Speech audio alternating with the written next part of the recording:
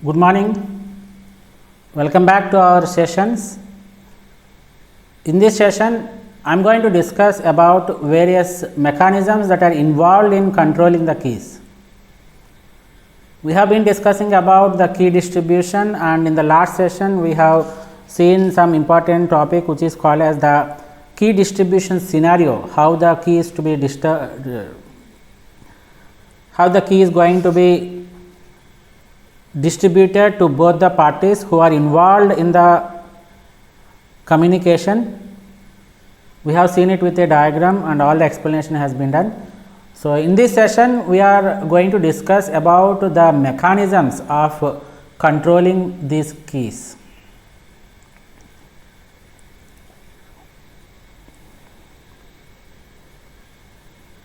So, the various key control mechanisms that can be used in case of symmetric key encryption are described as the hierarchical key control mechanism, the transparent key control mechanism, and the decentralized key control mechanism, or we can call them as the schemes also, nothing wrong in it. So, by these terms you can understand that the hierarchical key control scheme involves some levels of key controllers. In the previous sessions, we have seen a particular third party who is really making all these activities of how the keys are being transmitted to the sender and the receiver in the communication. So, he is the responsible person, or it is the responsible entity who makes the keys to be distributed securely among the two parties. And in this hierarchical key control scheme, the name itself is saying that you are going to maintain different levels.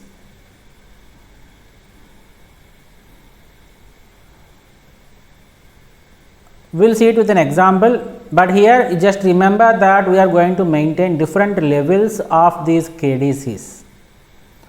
It is not only restricted to a simple one KDC who is taking care of all the responsibilities of distributing the keys. We have multiple KDCs who are involved in the distribution of the keys. We will see it with an example. And coming to the transparent key control scheme, it is one of the important key control scheme which makes use of this particular scheme is useful in providing the end-to-end encryption. That means, whenever we are making use of a protocol which is called as the TCP, which is called the connection oriented protocol. In such case, we are going to use this transparent key control scheme, and here we have to discuss one important topic, that is SSM. The SSM stands for Session Security Module. This is going to take care of everything other than this KDC. And the last scheme which is going to discuss is the decentralized key control scheme. So, here in these two scenarios, we are making use of a centralized key control schemes, where we are referring it as the KDC or SSM. But in this decentralized key control scheme, there is no superior authority to deal all these key control mechanisms. We are decentralizing it. That means, the node itself is responsible for creating and distribution of keys. This is the overview of what these key control mechanisms are. So, let us go deep into our discussions. The first key control scheme or the mechanisms that we are going to discuss is the hierarchical key control. As I told that we need to maintain different levels of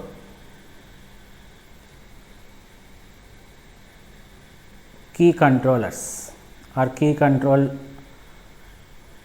entities such as KDCs.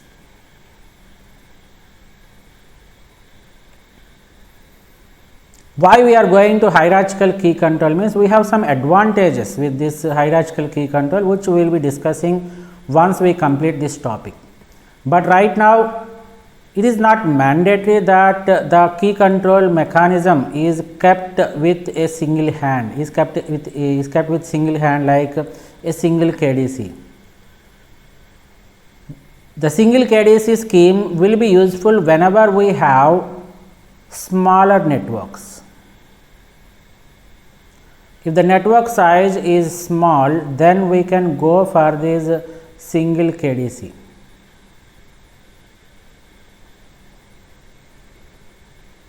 But whenever the size of the network is going to increase, when we are going to deal with larger size networks, it is not so practical to use single KDC. One KDC is not sufficient. For this purpose, a hierarchy of KDCs can be established. That means for larger networks, in case of larger networks, you can establish a hierarchy of KDCs.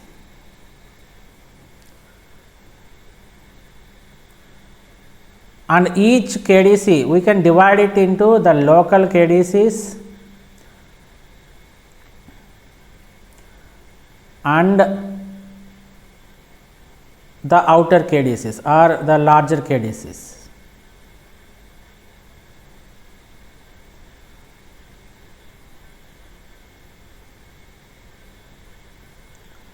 Let us see with an example. Let us assume that there is a network here and there is another network here, and assume that this is network 1 and this is network 2. Let us assume that there are some systems that are connected to this network. Assume that this is a LAN or which is located in a building. This is just an example explanation, right? Similarly, the network 2 is also having some n number of systems that are connected to that particular network.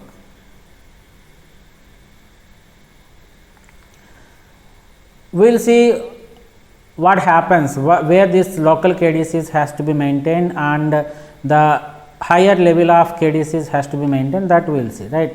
Let us take a few systems. Let us name this system as A, this is as B, C, D, E and F.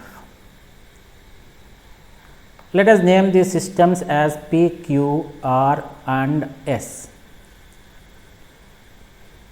So, the devices that are present in the network 1 are named as A, B, C, D, E, F, and the devices that are present in network 2 are named as P, Q, R, S. Now, as I told that we are going to establish or we are going to depend for this network 1, I will maintain one KDC 1. Similarly, for this network 2, I will maintain another KDC which I am naming it as KDC 2. This KDC 1 and KDC 2 are called as local KDCs. It is local key distribution center. What is the role of this local KDC? Means it is going to take care of all the key generation and key distribution activities that are related to this particular network only. For example, KDC 1 is responsible for the key transformation the key generation and key distribution among the systems that are connected in this network 1. For example, if A wants to communicate with F, then it is going to make a request, the system A is going to make a request to the KDC 1. Then it will send the session key to A and it will also send the session key to F via this A. This key distribution scenario we have seen in the previous session, right. So, both the parties, that is A and F, are having the session keys KS. Now, they can make exchanges of the actual information what they want to communicate. In the similar way, if you go for network 2, it is a LAN, it is another LAN situated in some other location. It is also connected to KDC, its local KDC, KDC 2. Here also you can observe that the PQRS, these 4 systems are within this network too. So, if P wants to communicate with R, then it is going to make a request to KDC2, which is the local KDC, to this network 2. Then the KDC2 will be sending one session key to P, and the same session key will be sent to R via P, and the communication happens. We know everything about this. So, the important point you should remember here is the local KDCs are responsible for generation and distribution of keys that are related to the entities that belong to the same domain, that belong to the local domain. But if two entities that belong to different domains want to communicate with each other, then they should have a session key, and that session key is to be generated by a global KDC. So, this is global KDC or outer KDC, anything you can say. Let us assume that there is a global KDC here.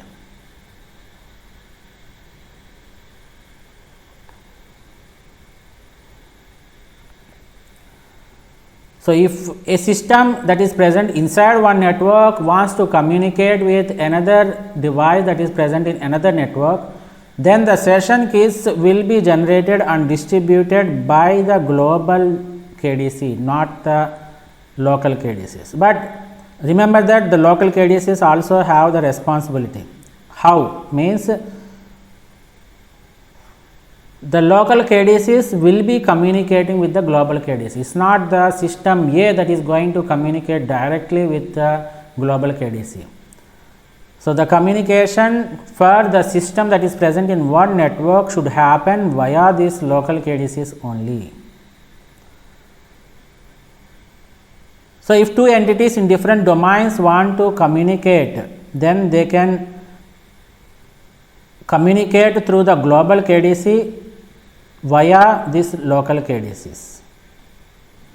Right. For example, let us assume that A wants to communicate with S, which is present in network 2. So, A will be requesting for a session key to the local KDC. This is the first step, and from here onwards the local KDC 1 will communicate with the local global KDC, and the response will be given to this from global KDC to the local KDC 1, and then again from this A it is going to be communicated from this KDC. Here it will do what KDC 1 will do is it will decrypt the session key and it will be stored inside this system A, and the remaining part, the second part, will be sent to the KDC 2. So, this is the third step. What KDC 2 will do is it will unwrap or decrypt the session key, which is encrypted with the master key of S, and the session key will be sent to S, which it is going to store it in the local system of S or local storage of S. This is how the communication is going to take place, right? And remember that there is another scenario where here we are involving 3 KDCs. One KDC 1 is from the local network 1, and global KDC, and KDC 2 from the network 2.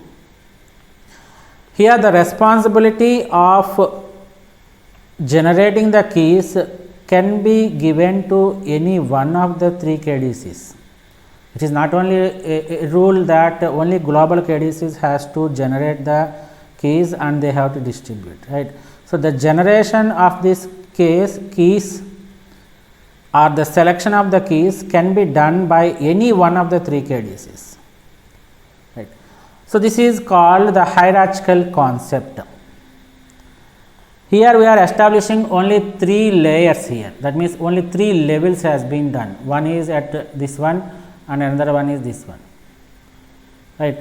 but there is no restriction that you can have only 3 levels of KDCs or only 2 levels of KDCs.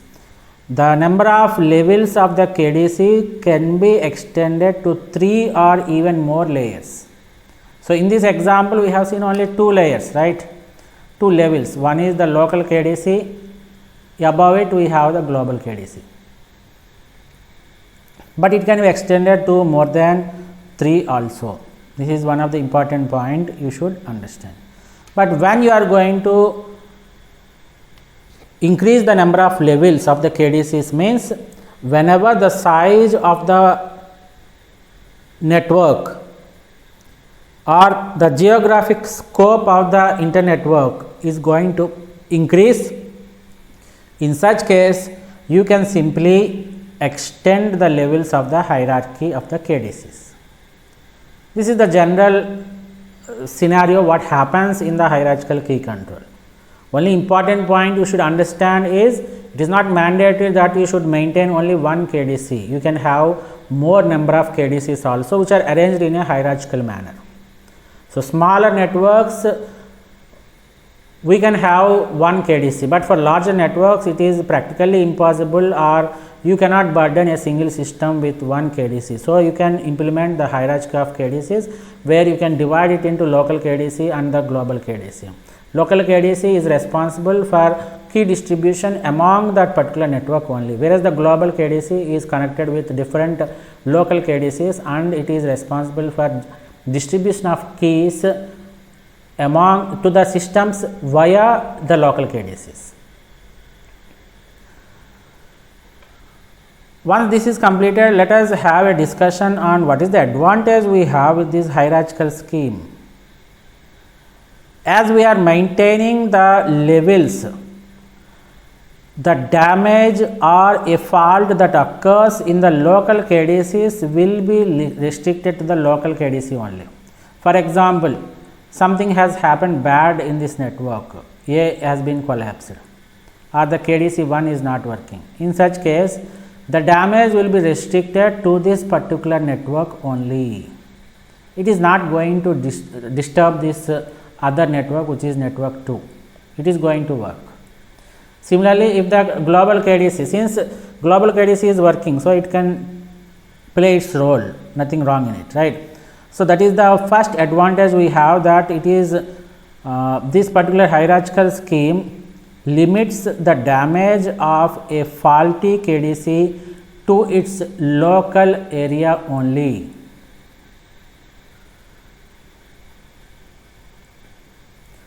Similarly, another advantage we have is most of the master keys are shared by a local KDC within its local entities.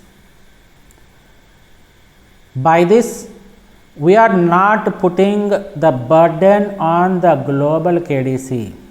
That means, the hierarchical scheme minimizes the effort that is involved in master key distribution. The reason is simple, very simple. Why? Because the master keys are shared with the local KDCs, but not with the global KDC. So, we are just making use of, or we are just relaxing the global KDCs. These are the two advantages we have with this hierarchical key control. Let us see what other is saying. This is what we have discussed, everything is discussed, right. So, it is not necessary to limit the key distribution function to a single KDC. A hierarchy of KDCs can be established in case of the larger networks. There can be local KDCs which are responsible for maintaining the smaller networks like a single LAN or a single building network. And for communication among entities with the same local domain, the local KDC will take the responsibility of key distribution. If two entities in the different domains desire to share their information, then we need to have a shared key. In that case, local KDCs can communicate through the global KDCs. And as I told that the hierarchical concept can be extended to 3 or even more layers. And the advantage of this hierarchical key control mechanism is it minimizes the effort involved in master key distribution, and it limits the faulty or subverted KDC to its local area only. This is all about the hierarchical key control mechanism. The second key control scheme which we are going to discuss now is the transparent key control scheme. This particular scheme is useful for providing the end-to-end encryption.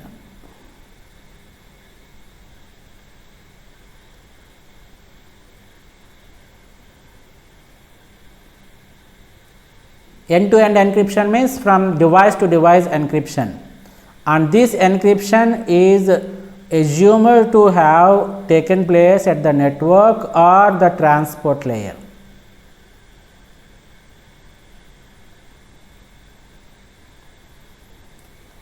And another important point about this transparent key control scheme is it assumes that the communication makes use of the connection oriented protocol.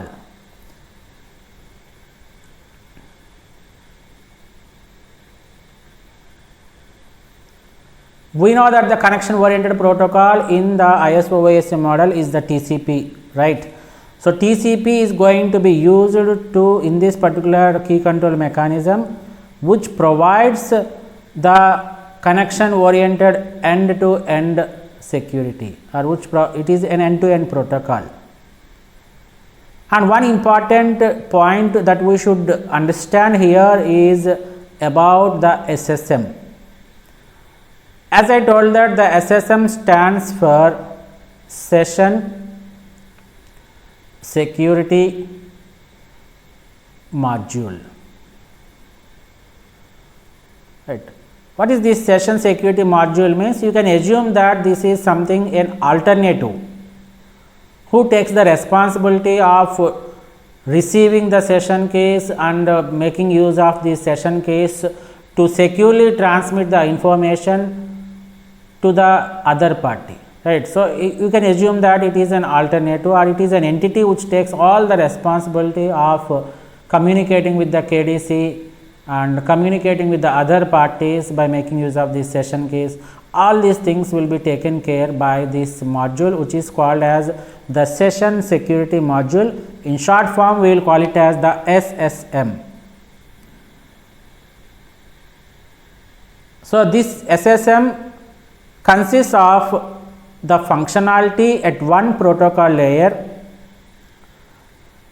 that is responsible to perform the end-to-end encryption,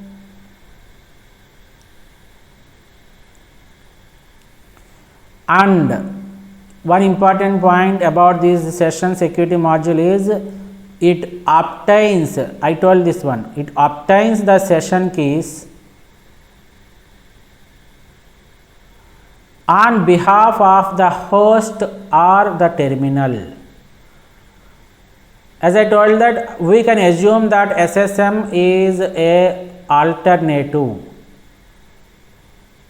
who is capable of receiving the session keys and who is capable of communicating the information to the other parties. This is very important. Let us have a look at this particular scenario, right.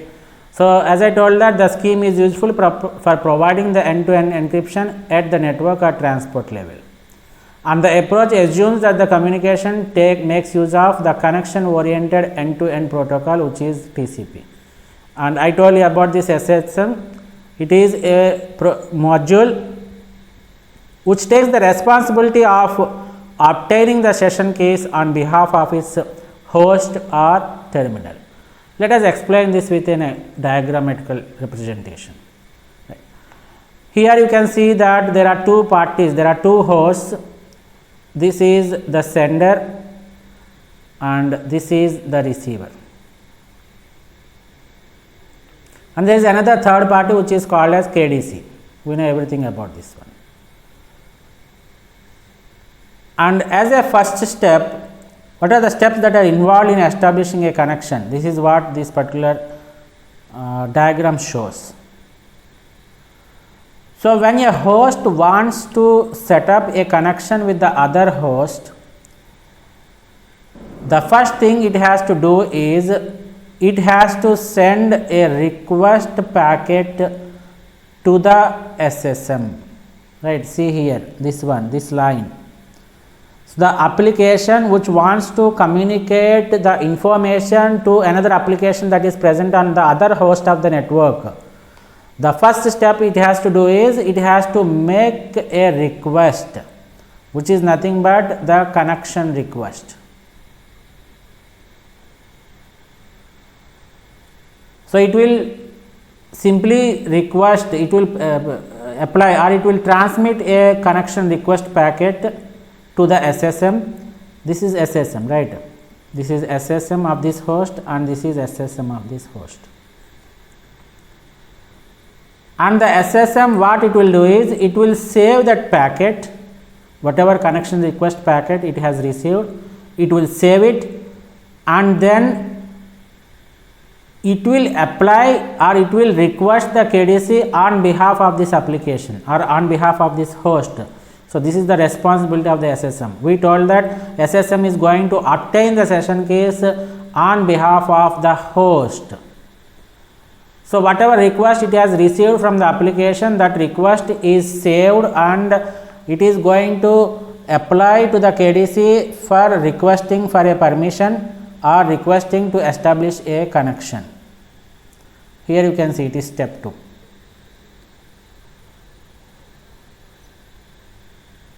And if the communication between the SSM and KDC, this is the communication, right? SSM and KDC. And you can assume that this connection between the SSM and KDC is encrypted.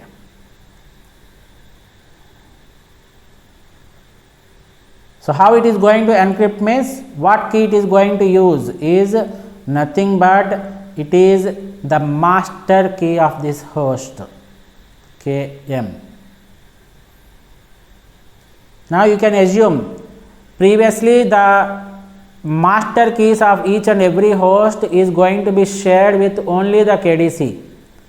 But now we have somebody to take our responsibility.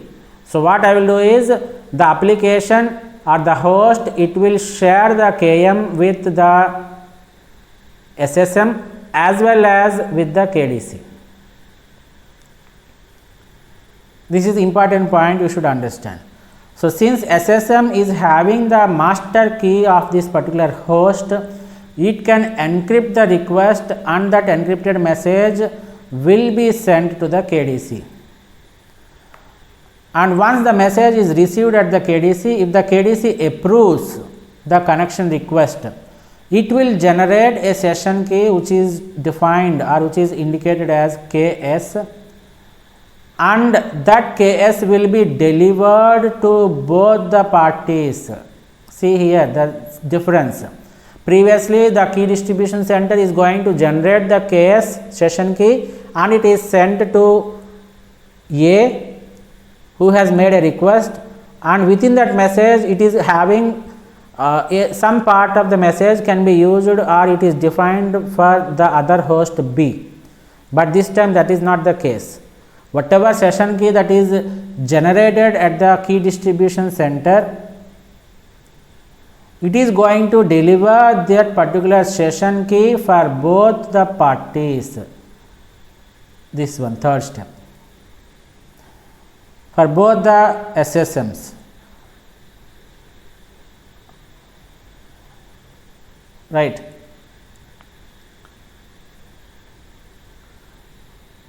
And you may have a doubt whether it is encrypted or not. Yes, it is encrypted, definitely. Why? Because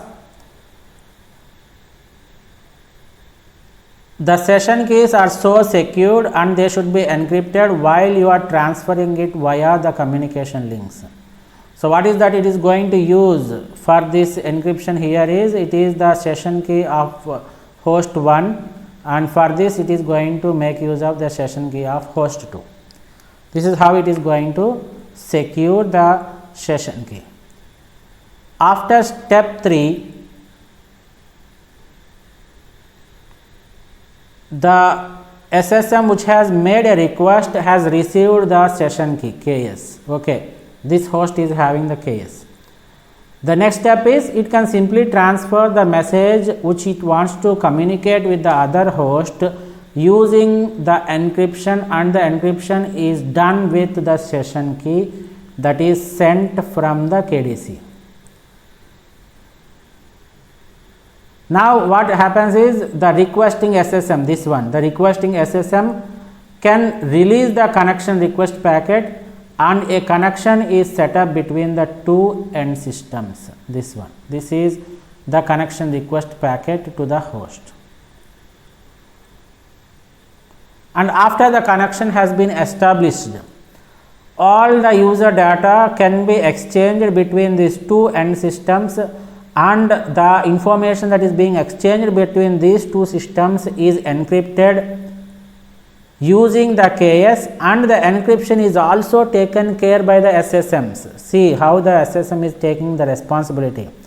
The SSM is taking the responsibility of making a request to the KDC. It will take the responsibility of accepting the message from the KDC, and it will decrypt the message to get the session key, and after that it is going to make a request to the other host.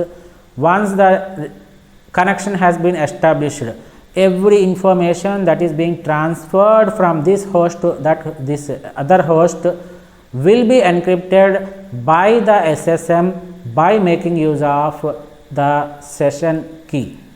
This is the role of this SSM. So you can estimate the importance of the SSM in this particular transparent key control scheme.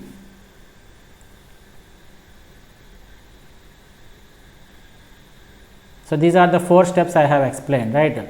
Host sends a packet requesting connection to the SSM, and SSM it asks the KDC for session key, and KDC distributes the session key to both the hosts, and the buffered packets are transmitted after the connection is successfully established between these two parties. So this is all about the transparent key control scheme.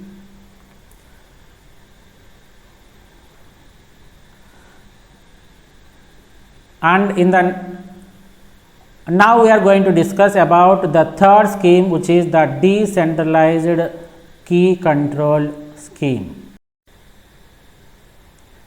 Here is the third mechanism of the key control scheme, which is the decentralized key control mechanism.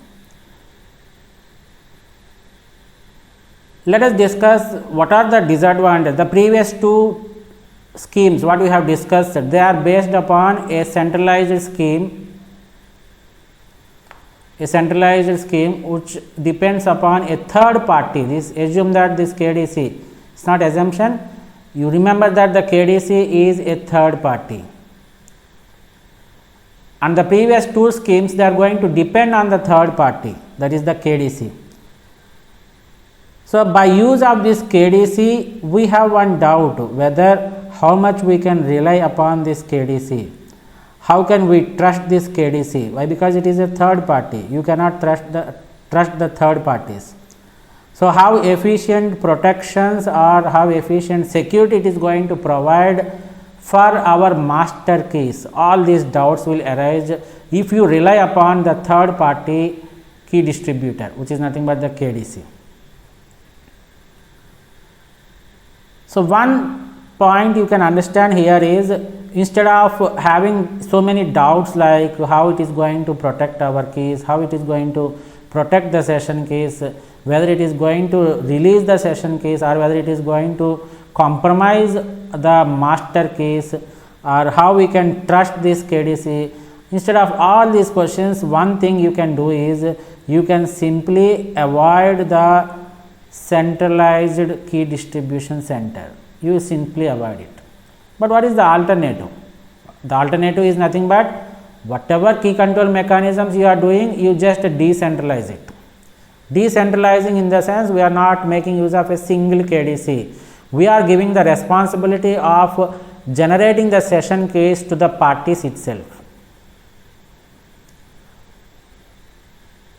But the disadvantage with this particular scheme, decentralization is, the first one is, it is not always practical to decentralize all the networks, especially the larger networks. The larger networks cannot be decentralized.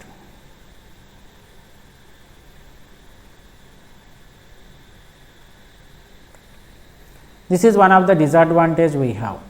And remember that this decentralization is not suitable for the large networks, especially in the case of symmetric encryption only. But when you go for the large networks that makes use of the asymmetric key encryption, then the decentralization perfectly works. We will see it with an example when we come across that particular topic. So, remember that the only disadvantage we have with the decentralization of the control mechanisms of the keys is not practical in case of larger networks. It is only possible to have this decentralization in the local context only. And one more thing you have to remember here is, the decentralized approach requires that each and every system in the network is able to communicate with the other systems in the network in a secure manner. So, if we have 4 systems, this system is having a secure connection with this one, this one, this one, similarly.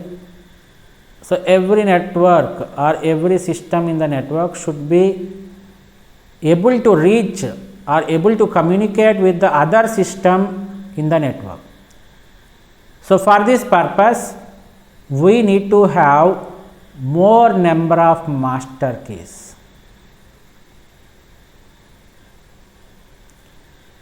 In the previous case where we are dependent on the centralized KDC scheme, every system will have one master key, that is enough.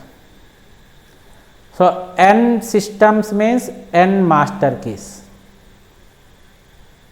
But when we decentralize the things, it is not possible to have a secure communication with the other systems in the network with n master keys. So, every system should have a link, a secured communication link to the other system, every other system in the network.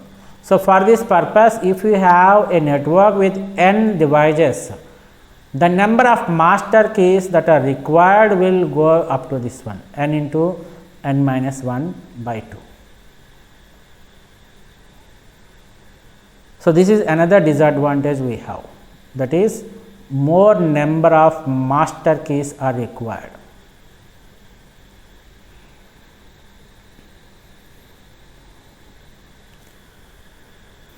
Let us see it with an example how this decentralization is done without making use of the KDC.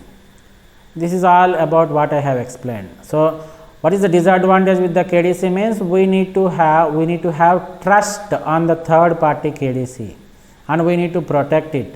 We will have lot of doubts. As I told that whether our session key is shared to only to both the parties or it is shared to some other party also. If the session key is compromised, then every communication that happens between these two parties will be compromised, no doubt about it. So, the session key, whether it is protected by the KDC or whether it is going to compromise or whether it is going to sell it to some other party, whether the master keys that I share with the KDC is going to be secured or not, all these questions arise. To avoid this, we can go for the decentralization concept. The key distribution is decentralized, but full decentralization is not practical for larger networks, as I told, and thus decentralization is useful only within the local context. And as I told that the decentralized technique, it has to have n into n minus 1 by 2 master keys for a configuration with n system or n devices. These are the 3 steps that are required for the key control with respect to the decentralized key control scheme. As a first step, the sender A is going to send a request message to the receiver B or to the other party B, requesting for a session key, which is nothing but KS. So it will make a request, the A will make a request to B for KS, and the message which is sent from this A to B consists of two important information. One is ID A, which is nothing but the the IP address of the sender, which is nothing but A, which is concatenated with N1. Again we have the concept of nonce here. So this is nothing but a random number to uniquely identify this particular request with the other requests. Once it is received at the other party, the responder, the B, the receiver B, what it will do is it will send a respond in the form of a message, and that too it is encrypted. You can see here it is encrypted. What it is going to encrypt, that we will discuss it later. But with what key it is going to encrypt means it is going to use the KM, which is nothing but the master key. But you may have a doubt, whose master key is this? Is it the master key of the A or it is the master key of B? The point here you have to remember is this is a shared master key. So both these parties have shared one master key, and this KM represents that particular shared master key. And what is that message it is going to encrypt means it consists of the KS, which is nothing but session key, and who is going to create this session key means it is nothing but the responder. So responder will select a session key, and that session key is appended with the IDA, which is present in the request here, and it also includes the IDB, which is nothing but the IP address of the responder, and it is appended with f of n1. This is nothing but a function on n1, where n1 is the nonce that is received from the A, and it is going to do some modifications. It is going to apply some mathematical function on this n1, and that is appended with a new nonce n2. N2 we have new nonce. The entire message is encrypted with the shared master key, and it is sent to the sender A or the initiator A. Once it is received, what is that it is going to do is the A is going to make use of the session key that is sent by B, KS, and it is going to encrypt the N2, which is not simple N2, it is f of N2. So again f is nothing but a mathematical function which is applied on the nonce which is sent from B, N2, and this f of N2 is encrypted with the session key which is received at here. So by looking at this message, the responder B will come to an idea that okay, the session key has been safely received by the initiator, and by looking at this f of N2, it can say that it can assume that the correct genuine user is sending the message. This is the information that we get it from this particular encrypted packet. So here you can observe that we are not depending on a third party, or we are not depending on a centralized third party for the generation of our session keys. We have given the responsibility of generating and distributing the session keys to the responder itself. We have decentralized it. Everything is taken care by the nodes itself. That is the way we make use of it in the decentralized key control mechanisms. And what is the advantage with this decentralized key control mechanism means,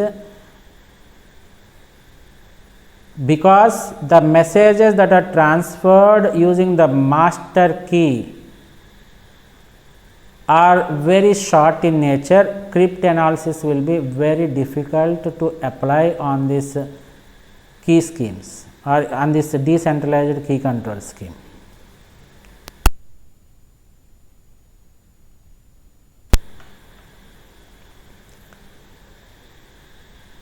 This is all about the decentralized key control mechanisms, and this is end of our today's session. Let us have a quick recap of what we have discussed in today's session. We have started our discussion with the key control mechanisms. The three key control mechanisms that are used are the hierarchical key control mechanism, transparent key control scheme, and the decentralized key control scheme. We have given a just overview of all these three things. And in the hierarchical key control scheme, as we have discussed that there is no need to maintain a single KDC. You can go for some hierarchy of KDCs where you can differentiate them with the local KDCs who are responsible for key distribution in the local network itself. And you can also have the global KDC who is responsible for communicating to the network systems or to the devices via the local KDCs. We have seen the advantages, right? The limits, it limits the faulty KDC to its local area only, and it minimizes the effort involved in master key distribution. After that, we have moved our discussion to the transparent key control scheme, where we have discussed a lot on the session security module. This session security module is responsible for obtaining the session keys. It is responsible for encrypting and decryption process that happens in the host. Everything is taken care by SSM. And this is the scheme we have seen. It involves 4 different steps where the application will send a connection request to SSM, and the SSM will apply it to the KDC, and once the KDC approves it, you can the KDC sends the session keys, encrypted session keys, to both the parties or both the hosts, and once they receive the session keys, the sending host is going to establish a connection with that particular session key, and whatever communication is going to happen after the connection is established, that is encrypted with the session key. And finally, we have moved our discussion to the decentralized key control mechanisms, where we have seen the different disadvantages we have with the KDC, like we cannot trust the third parties. Because of this reason, we can make the key control mechanism to happen or to decentralize. But remember that full decentralization is not possible for, is not practical or not possible for the larger networks. So we are going for the decentralization concept with respect to the smaller networks, that too in the local context only. The disadvantage with this particular thing is the decentralization is we need more number of master keys. We require n into n minus 1 by 2 master keys with n devices present in the network. And we have seen the 3 steps that are involved in generating the KS, the session keys, and the distribution of session keys, how it is going to do with these 3 steps. So that's all for today's session. Thank you one and all for joining the session.